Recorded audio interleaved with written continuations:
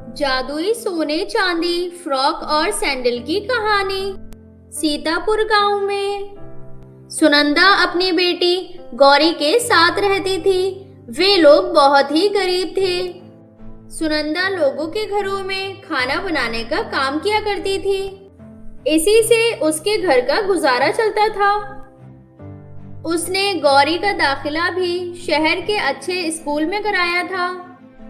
एक दिन गौरी स्कूल से घर आते ही अपनी माँ से बोलती है, माँ, मुझे अनन्या की तरह नए नए फ्रॉक और सैंडल चाहिए। माँ, 2 दिन बाद मेरी दोस्त अंजलि की शादी है। मैं चाहती हूँ कि शादी में मैं सबसे सुंदर लगूं। बेटी, हमारे पास जितना है उसी में खुश रहना सीखो। अब तुम बड़ी हो गई हो। दूसरों की चीजें देखकर इच्छाएं करना बंद करो। हम उनकी तरह नहीं हो सकते बेटी। लेकिन माँ, मेरे पास खुश रहने के लिए आखिर है ही क्या?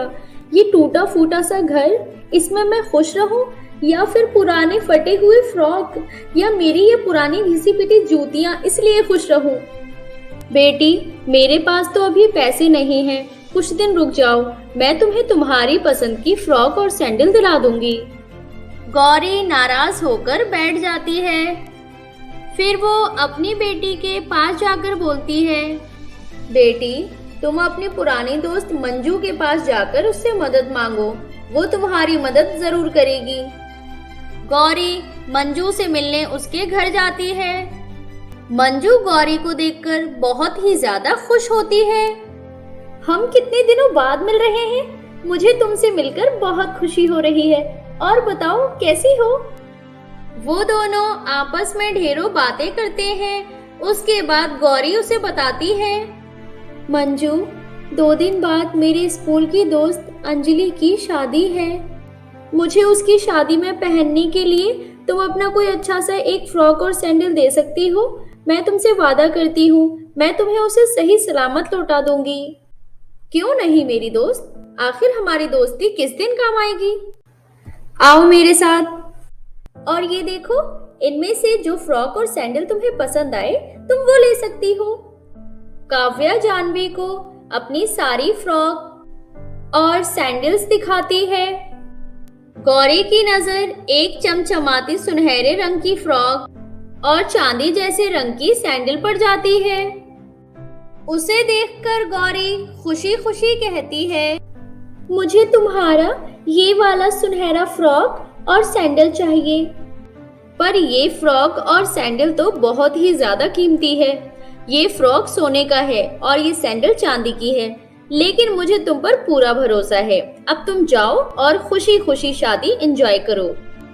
जानवी वो फ्रॉक और सैंडल लेकर घर जा रही थी। तभी रास्ते में कुछ गुंडे मिल जाते हैं जो उसे मारकर उससे उसका सोने का फ्रॉक और चांदी का सैंडल छीनकर वहां से चले जाते हैं। जानवी को जब होश आता है तब वो जोर जोर से रोने लगती है। मैं काव्या को उसके फ्रॉक और सैंडल कैसे वापस करूंगी? अब मेरी माँ इतने सारे पैसे कहाँ से लेकर आएंगी? हे भगवान, ये सब क्या हो गया? तभी वहां से एक बूढ़ी औरत सर पर गठरी लेकर अपने घर जा रही होती है। लेकिन उस बूढ़ी औरत के सिर पर इतना बोझा था कि वो ठीक से चल भी नहीं पा रही थी। लाइए दादी, ये बोझा आप मुझे दे दीजिए।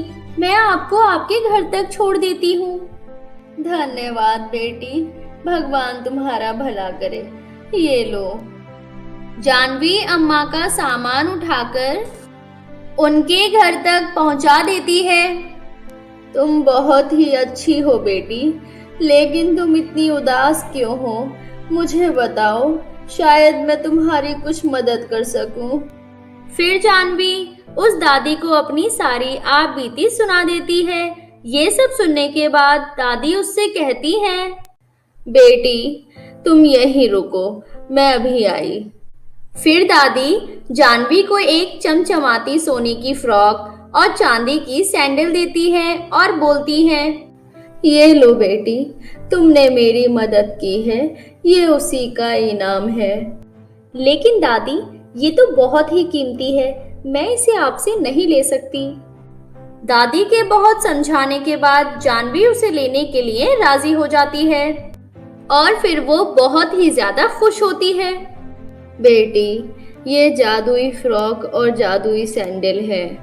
बेटी, सुनहरी फ्रॉक और सैंडल को पहनकर तुम जो भी मांगोगी, तुम्हारी सारी इच्छाएं पूरी होंगी। आपका बहुत बहुत धन्यवाद दादी। और वो खुशी खुशी अपने घर चली जाती है। घर आकर वो अपनी माँ को सारी बातें बताती है। ये सब सुनकर उसकी माँ बहुत खुश होती है। जानवी सोने की फ्रॉक और चांदी की सैंडल पहनकर बहुत सारा सोना चांदी मांगती है। तभी वहां जादुई फ्रॉक की मदद से बहुत सारा सोना आ जाता है। ये सब देखकर दोनों माँ बेटी बहुत ही खुश होती है। अब उनके पास बहुत सारा पैसा आ जाता है। अब दोनों माँ बेटियों की जिंदगी बहुत ही ऐशो आराम से कटती है। हेलो दोस्तों, कैसी लगी आप सभी को हमारी ये कहानी? अगर पसंद आई हो तो लाइक जरूर करें।